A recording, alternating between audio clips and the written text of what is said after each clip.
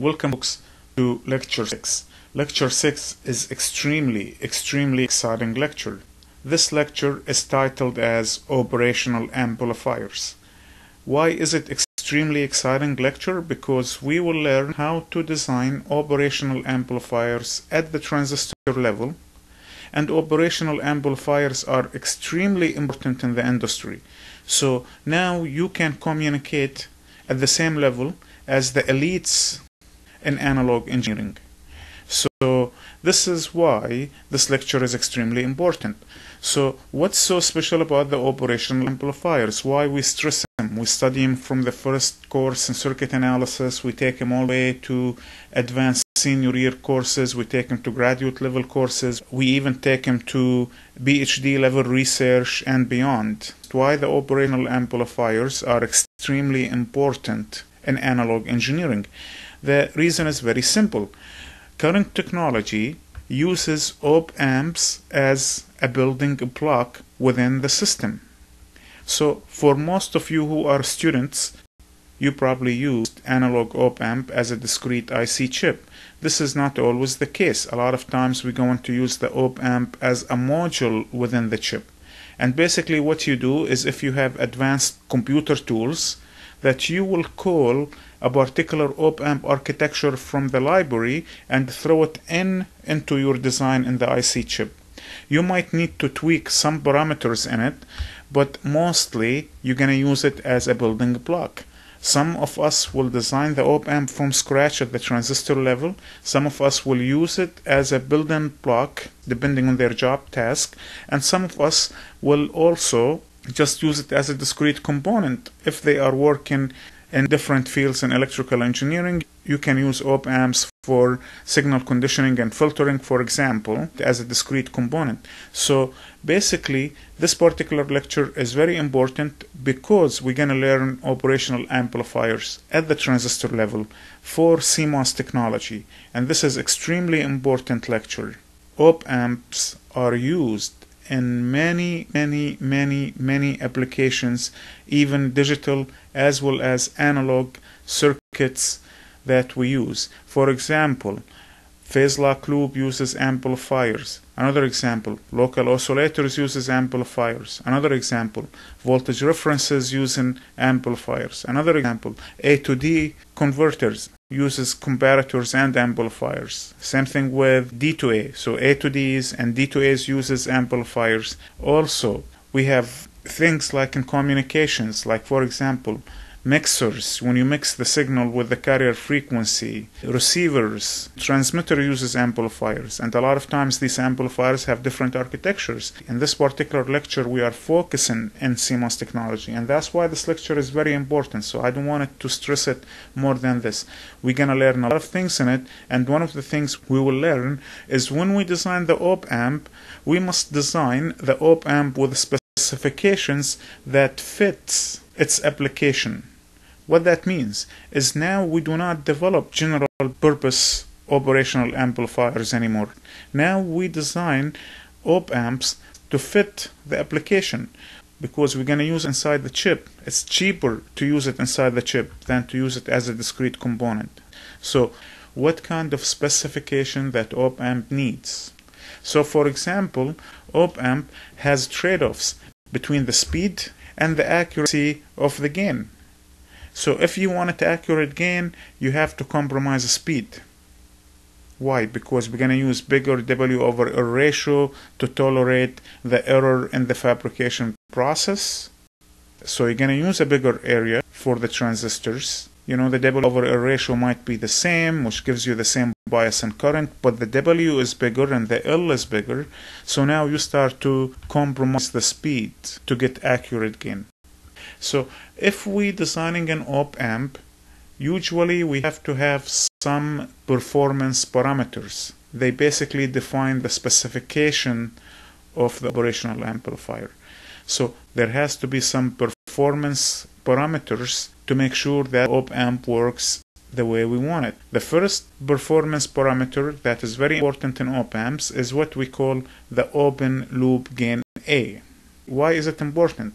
Well, Here is the reason. Usually op-amps are used in a feedback architecture. Why do we use them in feedback? Because I wanted to develop a system with high gain such that when I use the feedback I get accurate gain. So the open loop gain of the op-amp determines the accuracy of the feedback amplifier. That's number one. Number two, and it suppresses the nonlinearity of the amplifier. So you're going to use the feedback amplifier to suppress the nonlinearity and get accurate gain. So the open loop gain determines how accurate the gain is in a feedback system and how much does it suppress the nonlinearity. We're going to discuss the nonlinearity shortly to understand what do we mean by nonlinear amplifier. Another important parameter of the op-amp is what we call the small signal bandwidth. What that means is the frequency response of a typical op-amp is a function of frequency. Not just that, it is in fact that is modeled as a single dominating pole, which means low pass filter. So a typical op-amp has a high gain at low frequency and very low gain at high frequency. And there is reasons why we model it as a single dominating pole. We will learn that in this lecture and next lecture that the op-amp will have multiple poles, but we will make sure that it has one dominating pole in most cases so that the op-amp is stable in a feedback system, because you don't want it to oscillate. We're going to discuss these topics as we continue, but you want to make sure that it's a single dominating pole, which means you have a pole at very low frequency such that the amplifier is stable in a feedback architecture. So basically what happens is we can say now the gain A of JF, where F here is the frequency in hertz, approximately will equal to A naught over 1 plus JF over F naught. And you can always replace F with omega. You can do that by making omega equal to 2 by F, right? So you can say J omega over omega naught, or you can say JF over F naught. It's the same thing. The 2 pi in the top cancels the 2 pi in the bottom. Well, if we plot the magnitude of the open loop gain of the operational amplifier when it is approximated as a single dominating pole, then we will have the following. We will have the gain will be flat at very low frequency. We're going to say A naught, and then until it hits some corner frequency F naught, then it will drop linearly at 20 dB per decade. And if this is body plot, which means that it's in dB, then it hits the 0 dB, which means unity gain at some frequency. We're going to call it FU. FU stands for the unity gain. So FU is the frequency at which the gain is 1 or the gain is unity. So this plot is very important. This plot is the plot of the amplifier if it is a single dominating pole system. So we will say that A naught is the DC gain, because when the frequency is 0, if you go to the transfer function and you plug in F equals 0, you have A naught over 1, which is A naught. So A naught is the DC gain, is the gain when the frequency of the input signal is 0. F naught is the 3 dB corner frequency. It's actually the frequency at which the gain is 3 dB below the DC gain. And FU is what we call the unity gain frequency, or we can also call it the unity gain bandwidth. And it's the frequency at which the gain is 1 or 0 dB. 0 dB means a gain of 1. Another important parameter we are interested in when it comes to op-amps is what we call the time rise, TR, and times fall. The time rise and the time fall is measured for usually unit step response. So we'll say the time rise, the time fall for a unit step input.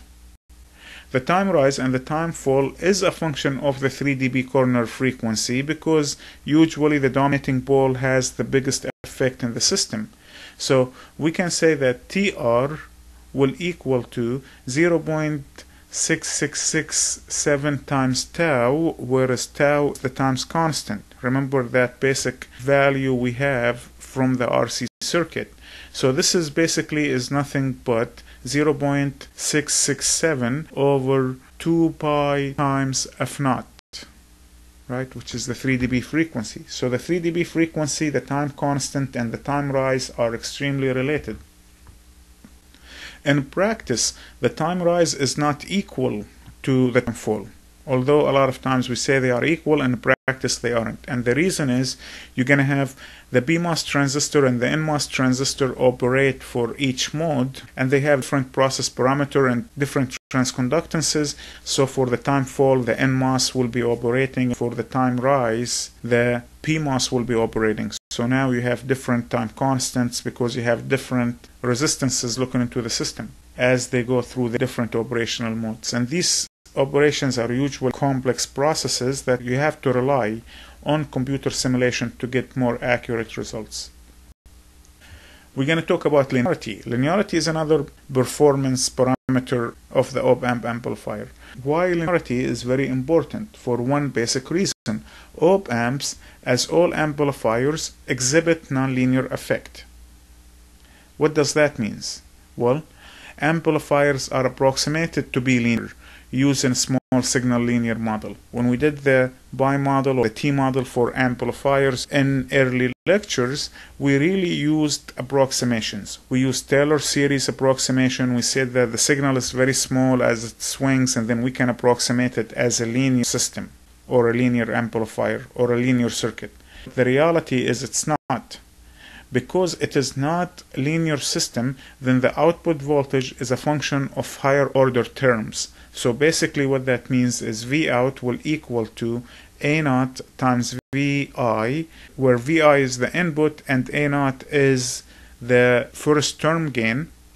And then we're going to say that plus alpha 2 times VI, which is the input voltage squared, plus alpha 3 times VI cubed, and so forth. So what this function says is the output voltage is a direct relationship of the input voltage, A naught times VI, plus a direct relationship of the input voltage squared, plus a direct relationship of the input voltage cubed, plus a direct relationship of the input voltage to the power of fourth, and so forth. Basically what it says is V out will equal to A naught times VI, direct relationship of the input voltage, plus the summation as k goes from 2 to infinity of alpha to the k times VI to the k.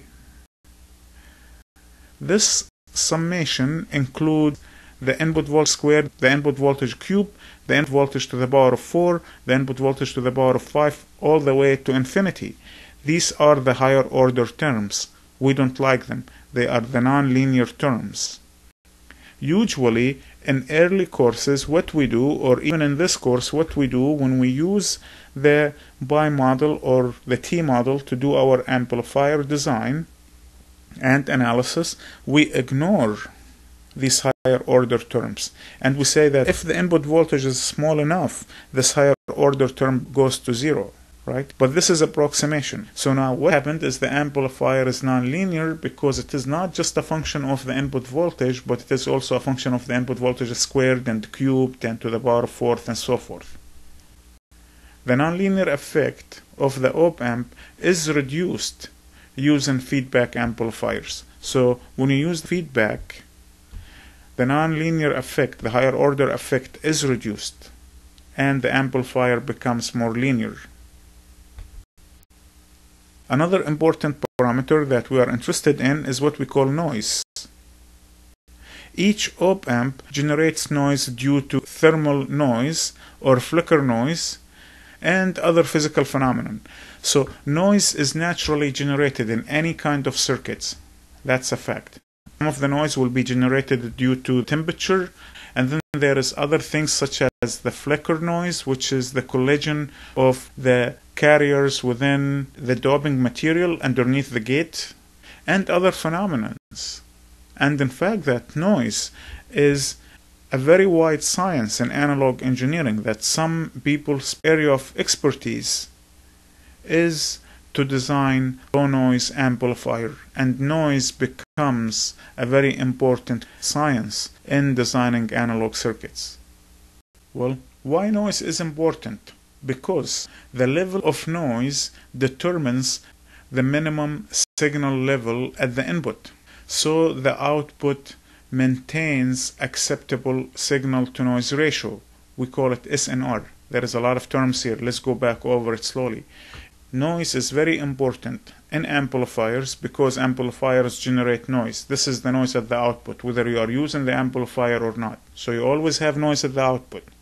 Then the amount of noise at the output determines what is the minimum input signal at the input of the amplifier, such that the output signal of the amplifier maintains an acceptable, what we call, signal to noise ratio. What's the signal level over the noise level? So this is called SNR. SNR is a very important parameter in amplifier design. Signal to noise ratio. SNR usually measured in dB, and that will equal to 10 log of V signal squared over V noise squared. Remember that dB is a unit we use to measure power.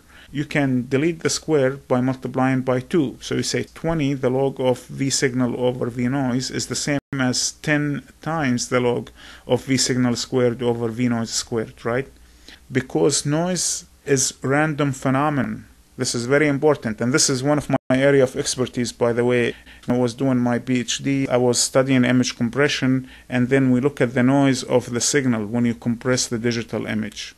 And then when we measure the noise, it's all statistics. This might be new to you, it's worth mentioning here. So noise is a random phenomenon, and it's not deterministic, which means that I cannot tell you what's the noise at the output of the amplifier will be, but I can tell you the energy of the noise at the output of the amplifier. So that's why you see V noise squared, because this is an energy measurement. It's actually on the average. And I don't want to get into too much details to deviate from this lecture, but what we're measuring here is 10 log, that means it is in dB, that means I'm measuring the energy of V signal squared over V noise squared. And the squared noise here is what we call average, on the average. So it is the noise on the average squared, so the energy of the noise on the average.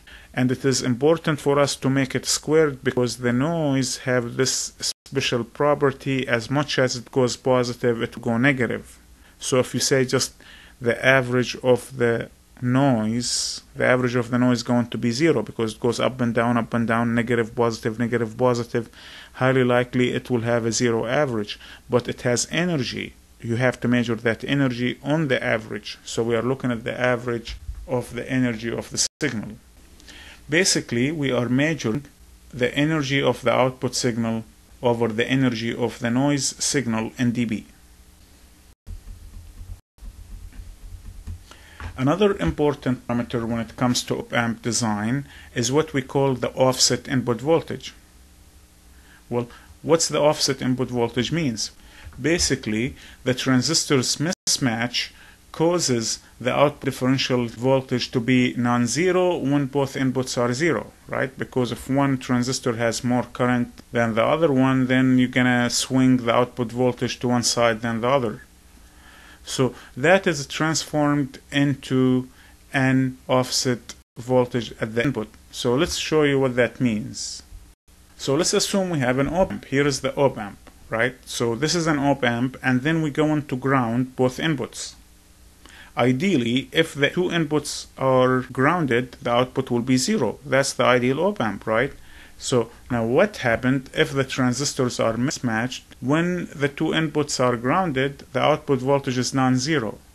So what you can do now, you can assume that there is an ideal op-amp inside this op-amp, such that when you ground both inputs of this op-amp, there is still an input voltage inside this op-amp, that this input voltage will cause the ideal op-amp to swing to a non-zero value. So we call this voltage to be the offset input voltage. It's basically hypothetical. It's not there. It's just hypothetically assumed it's there to compensate for the mismatch in the transistors. So this offset input voltage becomes extremely important as well.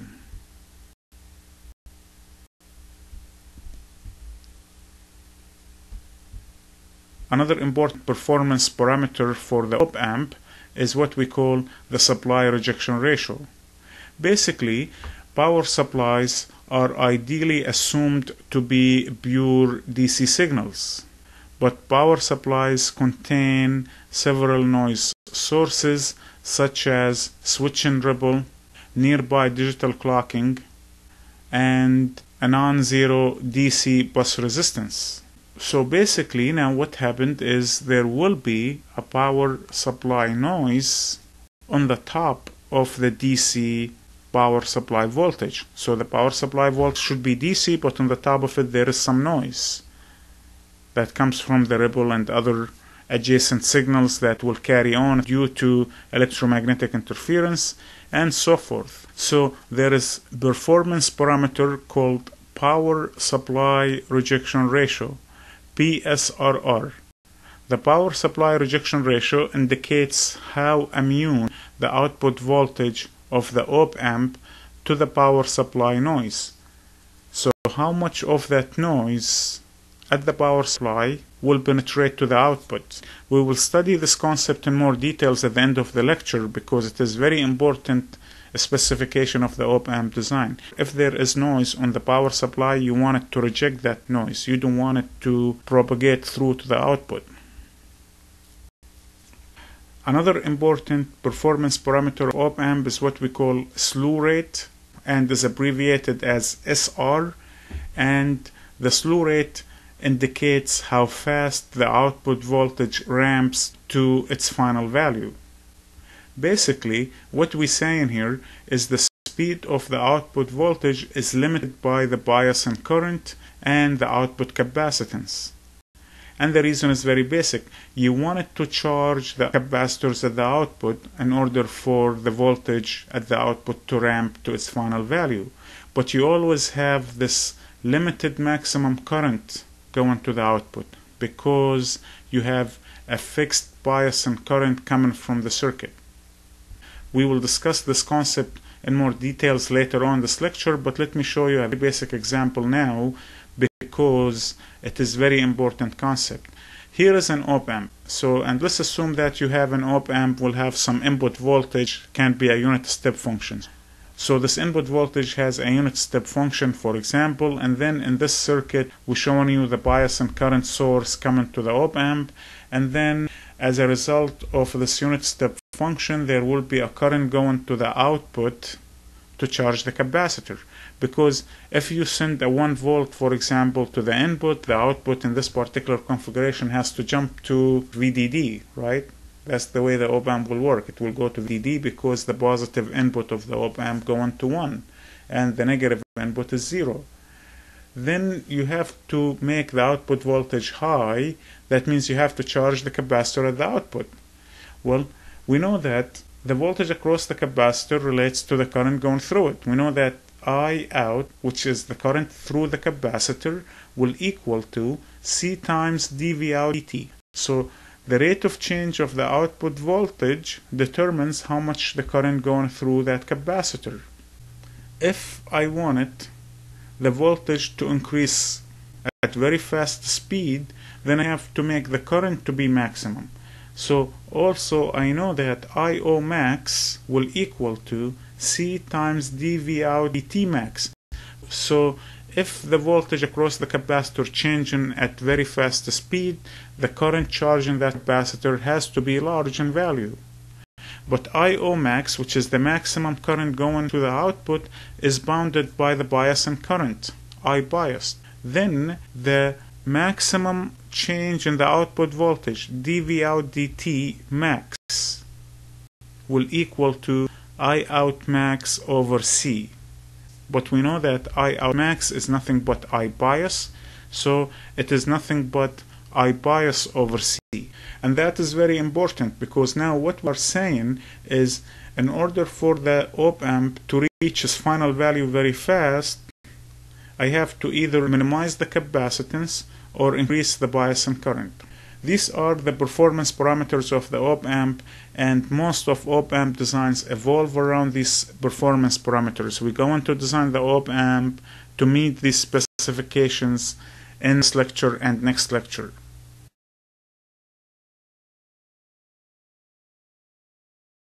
transistors level of CMOS op amps.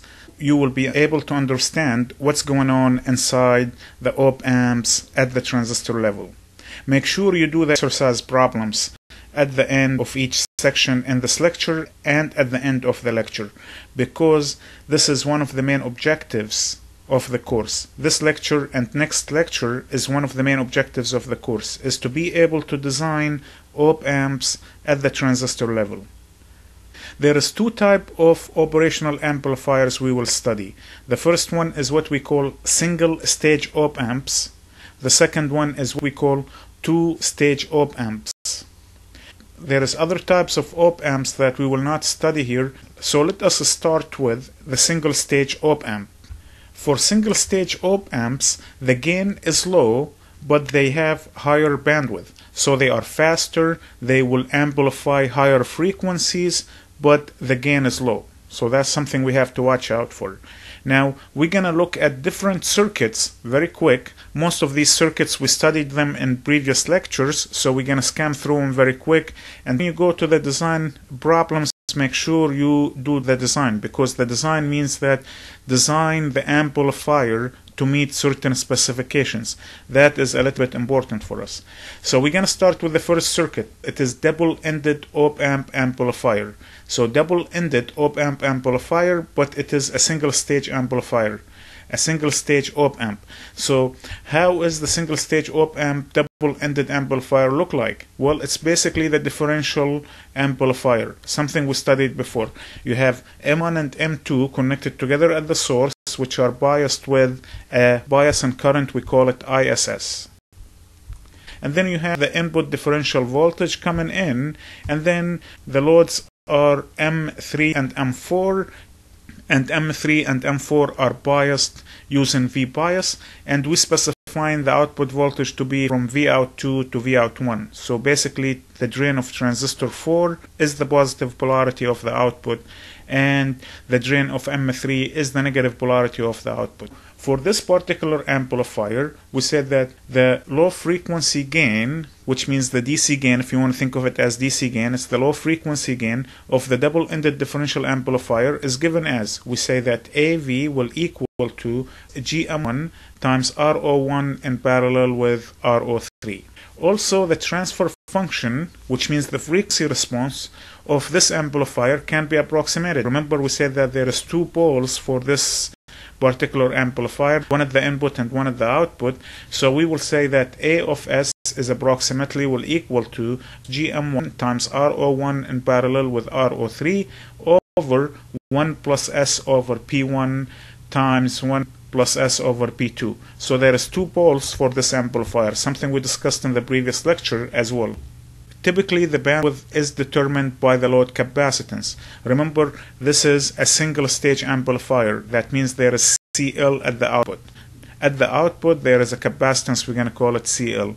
And the dominating pole is determined by that load capacitance. Then the dominating pole is given as P1 is approximately will equal to 1 over RO1 in parallel with RO3 times CL. What does that mean? What that means is the equivalent resistance seen at the output will be RO1 in parallel with RO3. And then we have that capacitance CL cross the load. So once we do that, then we say that the transfer function is approximated using single pole. We're going to assume that the second pole is occurring at very high frequencies and the first pole is dominating. This is why we always assume that, or we always approximate the op amp using single pole amplifier or single pole low pass filter. If you studied op amp in other courses, you know that the op amp usually is modeled as a single pole amplifier, which means that after the first 3 dB frequency, the gain of the amplifier will drop at 20 dB per decade. Then we can say that the transfer function A of S will equal to GM1 times RO1 in parallel with RO3 over 1 plus S over P1. Keep in mind that you're looking at is the top resistance over the bottom resistance. RO1 in parallel with RO3 is the resistance of the PMOS in parallel with the resistance of the NMOS. That's what you're looking at when you look at Vout1 or Vout2. The next circuit we will study is what's called single-ended single-stage op-amp. So basically we are looking at one output of the op-amp, right? And that's the typical op-amp. Usually have two differential inputs and single output. So how would we implement a single-stage op-amp? That circuit was also studied before. It's very basic. It's basically the differential amplifier with single output and active load. If you look at the circuit, we have M1 and M2 connected together at the source, which are connected to the bias and current ISS, and the differential input is connected to the gates of M1 and M2 as shown here. And then we have the load is connected as diode connected mirror active load, with M3 is diode connected and M4 is the load across the output. So, and then Vout is connected to the drain of M4 and M2. One more time, the circuit was studied before in previous lectures, and we said that the low frequency gain for this amplifier is given as AV will equal to GM1 times RO1 in parallel with RO3, which are the PMOS output resistance in parallel with the NMOS output resistance. So if you look at the output, basically you will see RO1 in parallel with RO3 or RO4 in parallel with RO2. So that's what you have. So the gain is given as GM1 times RO1 in parallel with RO4.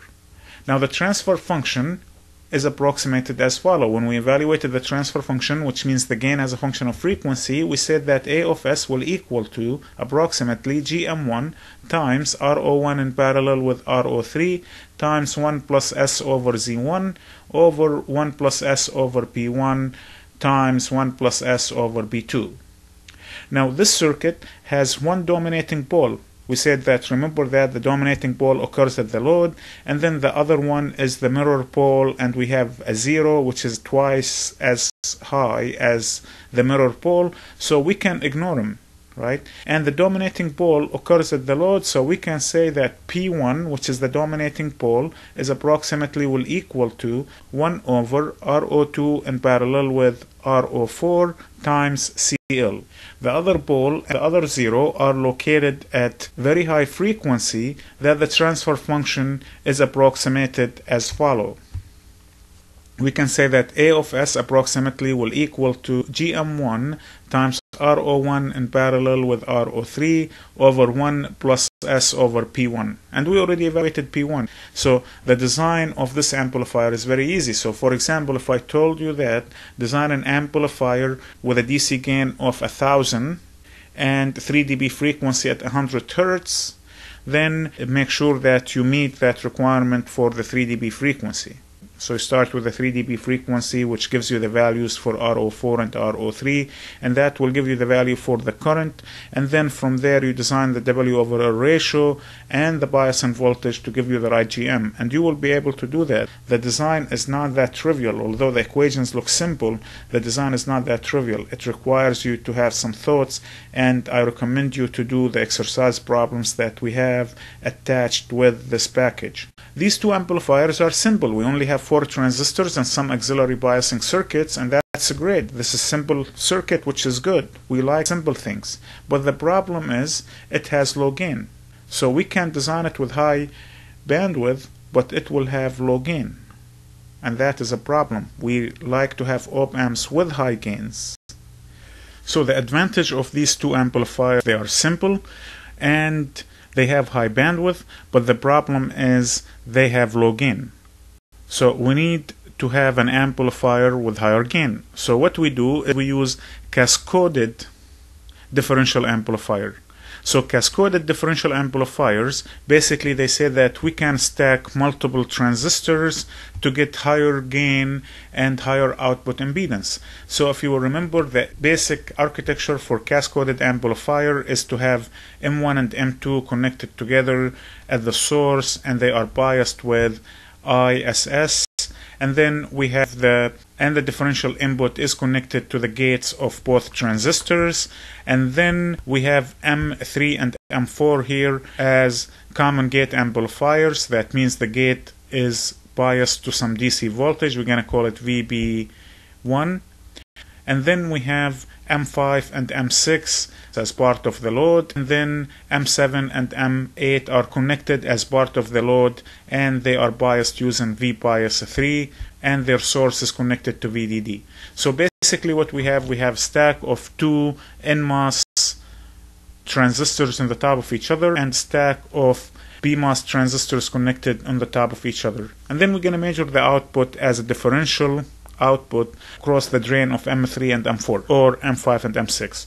And the thing about this amplifier is it will give you higher gain. In fact, that the low frequency gain is approximated to be AV will equal to GM1 times GM3 times RO1 times RO3 in parallel with GM5 times RO5 times RO7. The disadvantage of the circuit is the following. The circuit has limited output voltage swing. So the output voltage swing is limited. That means I cannot make the amplification too large such that the output voltage will clip. Right? So now you have that problem. Number two, it is very difficult to shorten the output to the input and keep M2 and M4 in saturation, or M1 and M3 in saturation. Remember that shortening the output to the input is a buffer, right? When you shorten the output to the input of the op-amp, it's a buffer. If you do that, it's very hard to design it such that this condition occurs. It is very difficult to design a feedback amplifier with low gain using this topology, right? So that is a problem. Also, it is very easy to make it single-ended output. Basically, you connect M5 and M7 as diode connected transistors, and that will bias M8 and M6. So you can make it easily single output amplifier. Our next circuit is called folded cascoded operational amplifier. Folded cascoded. So it's folded. The reason we use this circuit is basically to overcome the limitation of the cascoded amplifier. One of the problems with the cascoded amplifier is that the cascoded amplifier has limited output voltage swing. So the swing at the output is limited because you have a stack of transistors, and you can get around this by using folded cascoded op-amp. It is also difficult to shorten the output to the input and keep M2 and M4 in saturation in the cascoded op-amp. So the folded cascoded op-amp will overcome these two problems. It will give us maximum output voltage swing, and it will allow us to use a unity gain buffer, and all the transistors will be in saturation. So let's look at the circuit configuration. It's a little bit tricky, and let's look at how does it work. Basically what you have is two PMOS transistors that will behave as amplifiers here, and then the two sources connected together, which are connected to the bias and current source from the top, and we're calling it ISS, that goes to VDD. M1 and M2 are connected to the inputs of the input signals, so you will have Vn over 2 on one side and minus Vn over 2 on the other side. So these two amplifiers, basically they are current amplifiers. They're going to take the input signals and they will give us current to the output, and then they are kind of folded, will be connected to another transistors M5 and M6, where M5 and M6 are nothing but bias transistors. That's all what they do, they bias the transistors. Then also M5 and M6 are connected to two transistors on the top called M3 and M4 as shown here. M3 and M4 are biased using V bias 3, and they act as amplifiers. What's the trick here? The trick here is you can bias the voltages, you can make the voltages at the source of M3 and M4 to be very low value, which means the drain of M1 and M2 to be very low value, close to ground. You can do that and you still maintain a saturation voltage for M5 and M6. That's the trick. That's why we are folding the transistors transistors. M1 and M2 can be biased to give you very large transconductance, which means large gain, while M5 and M6 will behave as output resistances. So you can bias them using small VDS. Now M3 and M4 are nothing but common gate amplifiers, so they're going to convert that small voltage at their source to a large voltage at the drain. So the output voltage will be at the drain of M3 and M4. Then we have M7 and M8 are connected as cascoded load, active load, that are PMOS transistors, and then M9 and M10 are connected as cascoded PMOS transistors as well. So basically the top 4 transistors are cascoded load, while the bottom transistors M3 and M4 are amplifiers. They amplify the signals that come in from M1 and M2, and M5 and M6 are acting as loads to the input. That's the way the circuit works. So let's give you some remarks about the circuit. What's the overall gain of the circuit? Before we go to the gain, we have to stress that these transistors are matched. That means M1 and M2 are the same, M3 and M4 are the same, M5 and M6 are the same, M7 and M8 are the same, M9 and M10 are also the same. So we have this condition of matching transistors. Then the overall gain for this amplifier is very similar to the cascoded amplifier with a small little twist to it. Let's go over it. The gain of this amplifier, AV, will equal to GM1. That stands for the transconductance of the first amplifier, M1 and M2, times the transconductance GM3 plus GMB3, because the body of transistor 3 is connected to ground while the source is not, so you're going to have that body affecting the transconductance. These two will be multiplied by the resistance of the bottom transistors. What's the equivalent resistance of the bottom transistor? It's RO3 times RO1 in parallel RO5, because you can see that RO5 and RO1 are connected in parallel, because RO1 connected from the drain to ground, assuming that the source is grounded, of M1 and M2, right? So you're going to have this output resistance connected from the source of M1 to ground. It's parallel with RO5 because RO5 output resistance connected from the drain to ground. So these two resistors are connected basically to ground. And you can see that the output resistance of M1 can be flipped to ground, right? Assuming the source is grounded, and that's a valid assumption. This is going to be in parallel with the top load output resistance. What is the top load output resistance? It's GM7 plus GMB7. Remember that this transistor here, the source and the body are not connected together. The source is connected to the drain of M9 and the body is connected to VDD. So you have VBS is non-zero, so you have to include the body effect as well, times the output resistance. What's the output resistance is? It's RO7 times RO9. It's the product of these two resistors in the top. It's very similar to the cascoded amplifier. So let's write some notes about it. The first thing, the gain of the folded cascoded amplifier is lower than the gain of the cascoded amplifier. Why is that? For two reasons actually. Here is reason number one. The transconductance for the PMOS transistor is lower than the NMOS transistor.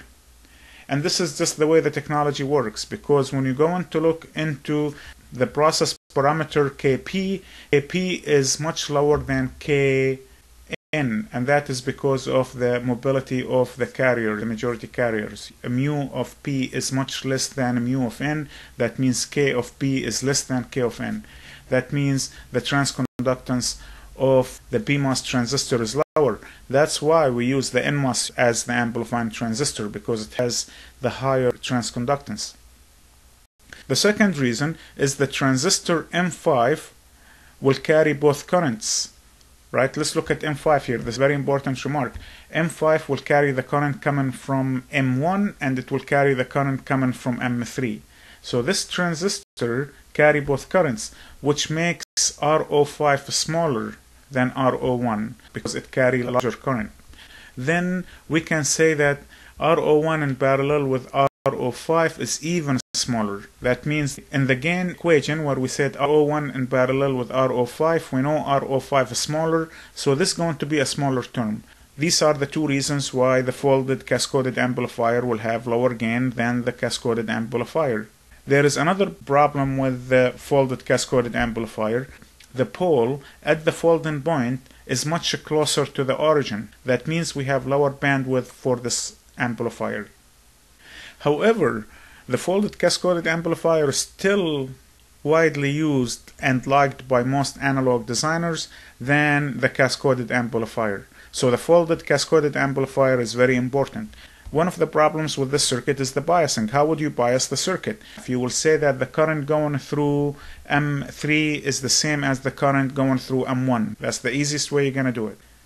And then you will say that the current through M5 will be twice the current going through M1 and twice the current going through M2, which means that the current going through M5 will be ISS and the current going through M6 will be ISS. So you start to see that you have large power dissipation here as well. So power dissipation is a problem. You have twice the power of the cascoded amplifier. At the same time, you're going to have lower bandwidth and you're going to have lower gain.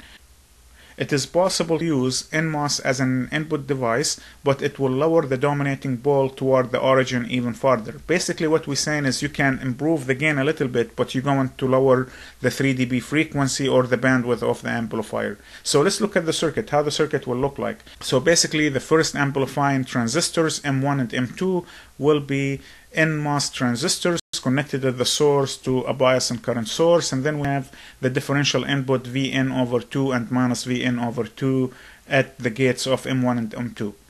Then these two transistors are folded to be connected to, which are NMOS transistors, they will be connected to M9 and M10, which are PMOS transistors that are biased at V bias 1, and they are connected also to M7 and M8, which are biased at V bias 2. And now what happened is M7 and M8 will act as the common gate amplifier, which will amplify the differential input signals and send them to the output. And then we have the load is basically NMOS transistors, where the NMOS transistors are M3 and M4, which are biased at V bias 3. And then finally we have M5 and M6, which are biased at V bias 4. So it's almost the same story. You're going to have M1 and M2 are the first current amplifiers, and then M7 and M8 will act as the common gate amplifiers, and then we have the load, which is NMOS transistors. The advantages of using the folded cascoded amplifier are to use higher voltage swing at the output and to use higher common mode input range at the input. And basically the input range will go from VDD to 0 volt. Now you have the maximum input range and the amplifier is still working. It is possible to do that. Here is the disadvantages of the circuit. The first one is you're going to have lower voltage gain than the cascoded op-amp. The second one is you're going to have higher power dissipation because you got to bias two currents, one for M1 and M2 and the other one for the stack of the transistors. Then we're going to have lower pole frequency, which means lower bandwidth, and then also this amplifier generates higher noise, so it's a little bit noisier than the cascoded op-amp. Now we are interested in the second type of operational amplifiers, which are called two-stage op-amps. In the two-stage op-amps, we have basically two stages. The first stage, which provides high gain, and it is a differential amplifier. So what you have now in the first stage, we're going to have a differential amplifier which provides high gain. Then we have the second stage, which provides large voltage swing at the output. It is common source amplifier. So in simple terms, what we have is two cascaded amplifiers. One cascaded amplifier is differential amplifier followed by a common source amplifier. That's the way the op-amps work. Now, so let's assume that we have two amplifiers cascaded as shown here. The amplifier one has the transfer function A1 times S and is cascoded with the second amplifier, which has the transfer function of A2 times S. Because they are cascaded, which means one after another one. Remember, the word cascade means in series, but we do not say amplifiers in series. We say they are cascaded, which means one after the other one. So the output of the first one becomes the input of the second one. That term is called cascade. So these two cascaded amplifiers represent the two-stage amplifier. The first stage is the differential amplifier, and the second stage is the common source amplifier. The overall gain of this amplifier is given as AV of S will equal to A1 of S, which is the gain. The next two-stage amplifier circuit that we will discuss is called single-ended, which means single output operational amplifier with mirror active load. So basically it's the differential amplifier, which is the input stage, will have the mirror active load single output differential amplifier. So let's look at the circuit. If you look at the circuit, we're going to look at the input stage, and the input stage is basically the differential amplifier with single output. So if I look at it from the top, I will have VDD connected to M3 and M4, whereas M3 is diode connected. Then I will have the two transistors are connected to the amplifier transistors, which are M1 and M2, where we have the sources of these two transistors connected together, connected to the current source, and then we have the inputs of these two transistors are connected to the differential input. Now this differential amplifier has single output, so we're going to take the output to a common source amplifier. So the load of this transistor will go to the gate of M6, and then we will have the load of this transistor will be M5, and M5 will be biased at some particular voltage V biased.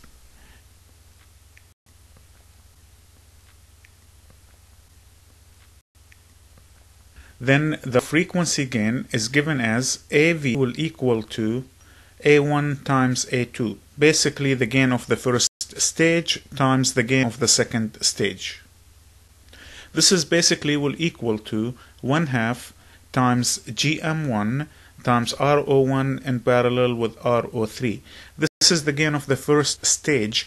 We have 1/2 here because we only taken the output from one single ended, and this will be multiplied by the gain of the second stage, which is the common source amplifier. So this will be GM6 times RO6 in parallel with RO8. And we can combine the GM terms together and the RO terms together. So what we will have is AV will equal to 1/2 GM1 times GM6 times RO1 in parallel with RO3 in parallel times RO6 in parallel with RO8. We can implement single-ended, which means single output op-amp with a current mirror active load. Basically the differential amplifier in this two-stage op-amp is composed of a single-ended differential amplifier with active load. So if you look at the circuit, when we look at the differential amplifier, if we start from the top, we will have M3 and M4, whereas M3 is diode connected, and we're going to take the output from one end. Then we have the two transistors M1 and M2, which are acting amplifiers, connected together at the source to a current source, and this current source is the bias and current that biases the four transistors, and the input voltage is connected to the gates of M1 and M2. This is the first stage, which is a differential amplifier, and now we can take it to a common source amplifier, and one more time the output here is connected to a PMOS transistor while the NMOS is biased. Because this amplifier is two-stage amplifier and the two stages are cascaded together, then the overall gain is the product of the gain of both stages, and that is basically GM1 times RO1 in parallel with RO3. That's the gain of the first stage times GM6 times RO5 in parallel with RO6. That's the gain of the second stage. And we can combine the GM terms together and the RO terms together. Then the overall gain AV is equal to GM1 times GM2. These are the transconductances times the output resistances, which are RO1 in parallel with RO3 times RO5 in parallel with RO7. Clearly, the two-stage amplifier has higher gain, and it will have higher output voltage swing. The problem with it is it will have lower frequency response, and it suffers from stability problem. As we said earlier, the stability problem will be discussed in next lecture. These two-stage op-amp configurations, there can be more different topologies. For example, the single-ended single output can use Cascoded topology for the differential amplifier. We can use the second stage to be a common source amplifier where the amplifying transistor is an NMOS, not the PMOS. Over here we use the PMOS. You can also use the NMOS as well. In addition, we will look at the frequency response and the frequency compensation next lecture. So for the remaining of this lecture, we're going to look at different techniques to improve the performance of the op-amp, and in addition, we will look at some performance parameters such as the common modes and the input limitations and so forth. Now, we are interested in a new and exciting topic within the op-amp design, what we call gain boosting. The objective here is to maximize the gain of amplifier by maximizing the output impedance without adding cascade devices. Remember that the higher the output impedance, the higher the gain, because you can always look at the amplifier as GM times RO. So if you maximize the output impedance, you maximize the gain. And what we did in the past, we said we can increase the output impedance by cascading the amplifier, or you can think of it as the cascode amplifier. If you stack transistors on the top of each other, you end up with a higher output impedance. The problem is we end up losing the overhead voltage. We end up minimizing the output voltage swing because each device requires an overhead voltage. Here is the basic idea. Let's assume we have two transistors stacked on the top of each other, M1 and M2. And we would like to look at the output impedance from the top of M2. We know that from previous discussions, the output resistance of cascoded transistors is given as approximately will equal to GM2 times RO2 times RO1. And let's also state that M2 acts as the generating resistor. So what we can do now is we can use a clever adjustment. We are really developing the idea behind the gain boosting now, right? So we're going to say, let's make some clever adjustment. What we will do is we will use a sense amplifier. This amplifier senses the voltage across RO1, across the bottom transistor. Then adjust some biasing voltage, we're going to call it VB, to increase the output impedance by decreasing the current on the fly. What that means is we're going to have a circuit that will sense the voltage across RO1. If the voltage across RO1 is increasing, that means the current is large, then this voltage will decrease that current, will cause a decrease in that current. So let's show you how we can implement this. Here is the transistor M2, which is in series with RO1. Remember that RO1 is actually a transistor. And then at this node, node X, we're going to sense the voltage, which means we're going to measure the voltage here. If the current is large through M2, then the current is large through RO1. That means the voltage is increasing across RO1. Then this amplifier senses that voltage. If the voltage is increasing, and this amplifier A, senses that voltage, which is the biasing voltage, then this amplifier will drop, right? Because Vx, the voltage at node X, is subtracted from Vb, then the voltage of the output at the amplifier is less. That means the current through M2 is less. That means RO1 becomes bigger. Why will it become bigger? Because RO1 is actually a transistor. By doing so, then the output resistance RO approximately will equal to GM2 times A times RO1 times RO2. And that is interesting. Now what we did is we said that we can make output resistance bigger, not just that, and we are actually lowering the current through this circuit. See, and that is exciting as well. And this is a very clever idea. As we said, what you do is you sense the current flowing through the transistor by measuring the voltage. So sense the current by measuring the voltage. If the voltage higher than a threshold value, that means the current is too large. That means lower the current, which will cause the output resistance to drop.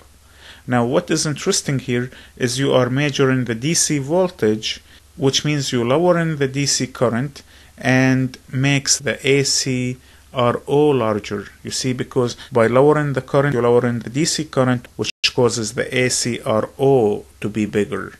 So now let us look at the transistors level implementation of the gain booster. So how we will implement the gain booster at the transistor level. Let's look at the diagram here. Let's look at what we have explained before. We said that we have M2 connected to RO1, and then we're going to have the amplifier sense the voltage at node X and compare it to some threshold voltage, VB. So how would we implement it? Let's see how would we implement it at the transistors level. We're going to have M2 connected to RO1 as we said. Now what we're going to do is we're going to measure the voltage at node X. So what we will have is we will use a common source amplifier.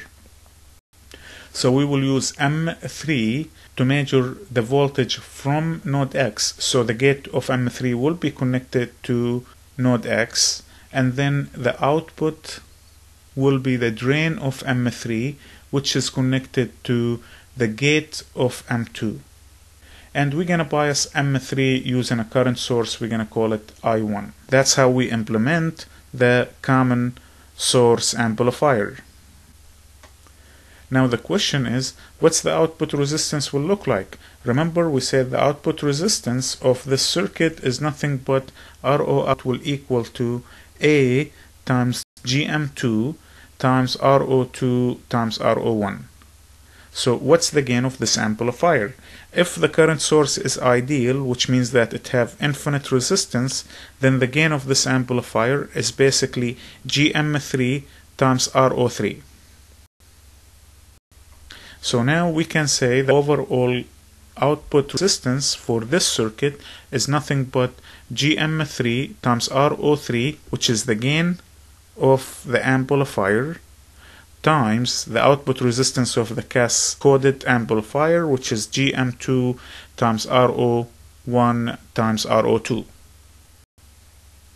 And that is exciting. You see, we are actually developing.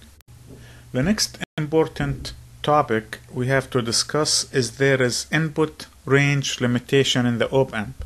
Basically what that means is what's the limitations in the input swings of the voltage. So the input voltage swing of the op-amp is limited by the output voltage swing. In the case of the open loop gain, which is the easiest condition, the input swing should always be V out swing over A, which means that if I have the open loop gain, which means the maximum gain of the amplifier, I have to see what's the maximum output voltage swing. That maximum output voltage swing divided by A should be at the input. So when the input voltage is swinging at maximum value, all transistors have to be in saturation. Alright, so this is not the worst case. The worst case is when we have a unity gain feedback, which means that V out is the same as V in. In the unity gain feedback, we're saying that the input voltage is the same as the output voltage. If you have an op-amp that is connected in a unity gain feedback, that means V out and V in is the same. So the maximum output swing is the same as the input swing. So in a unity gain op-amp, the output voltage is approximately equal to the input voltage. But the output voltage swing is limited by the input voltage swing. So what you want to do is you want to make sure that all transistors operating in saturation as the input voltage swings according to the maximum output voltage swing in a unity gain feedback. See, and that is interesting because you have now two limitations, one for the open loop gain, which is the easy condition, the other one is for the unity gain, which is the hard condition. So make sure you get both. Slew rate SR is our next topic. Basically, slew rate states that the maximum rate of change of the output voltage is finite. What does that mean? It means that there is a maximum value for how fast the output voltage changes. In fact, that the slew rate SR is defined as dV out dt max, and that is a finite value.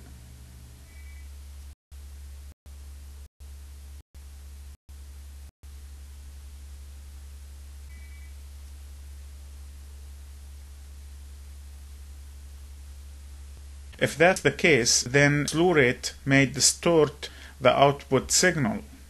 For example, if the input signal is changing very fast, the output voltage is linearly distorted. So let's show you this graphically. Let's assume the input signal is a sine wave as shown here, and this sine wave is changing rapidly, which means it's very fast.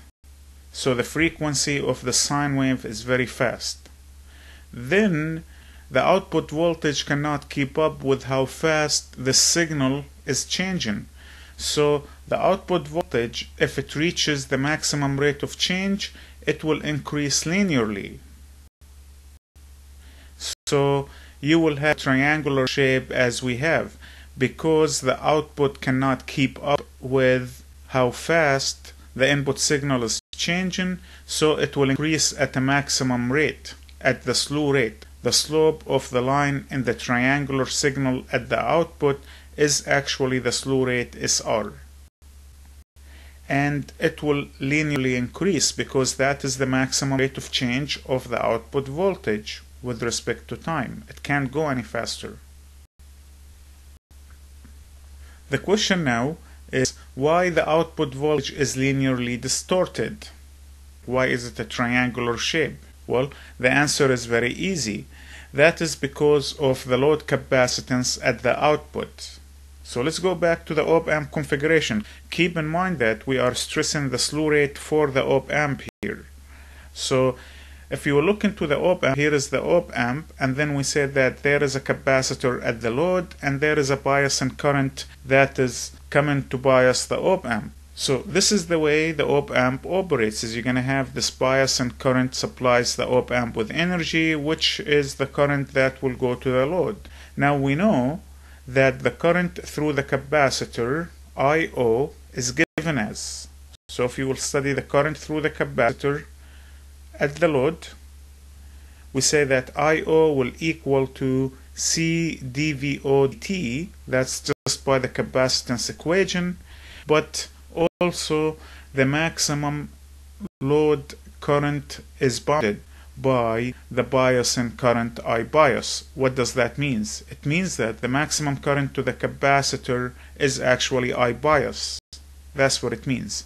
So we can state that I.O. max equals to I bias, and that will equal to CL dV out dt max. But the slew rate, which is the maximum rate of change of the output voltage, is given as. Now we define the slew rate, which is the maximum rate of change of the output voltage, is given as SR will equal to dV out dt max. That is basically I bias over CL. And what we did is we divided by CL in both sides of the equation, so we end up with the slew rate. Let us show you a very simple example of how is the slew rate operates.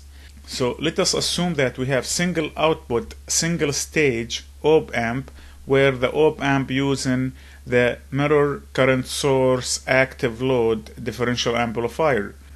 Then we start with the 4 transistors, whereas M1 and M2 are the inputs of the differential amplifier connected together to a current source, and the input voltage Vn is connected to the gates of M1 and M2, and the output is connected from the drain of M4 to CL, to a load capacitance. This load capacitance is parasitic. We don't add it there. It's part of the standard when you interface with the output word, or it's part of the capacitance of the next stage. So it is there because it has to be there. And now what we have to say is we will send a voltage Vn to the input, where Vn will jump from low to high. So it was 0 volts, now we're gonna say it's 1 volt. It's a high differential voltage at the input of the op-amp. If that is the case, then we can see that VGS1 is much bigger than VGS2. That means all of the bias and currents ISS will go through M1, and 0 current will go through M2. So ISS goes through M1, 0 current goes through M2. How much current will go through M3 now? Well, it will be ISS. Why? Well, because they have the same current flowing. This is by KCL. M3 and M1 have the same current, but M3 and M4 are matched transistors, which means the same current in M3 will flow in M4. So M4 will have ISS.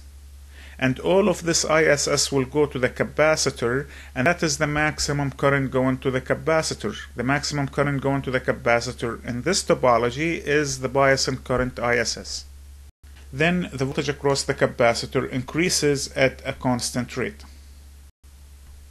Let's look at the other case. What happens now if the voltage Vn goes from high to low? It was 1 volt, now it reads minus 2 volts. Right? Or it used to be 0, now it's minus 2 volts.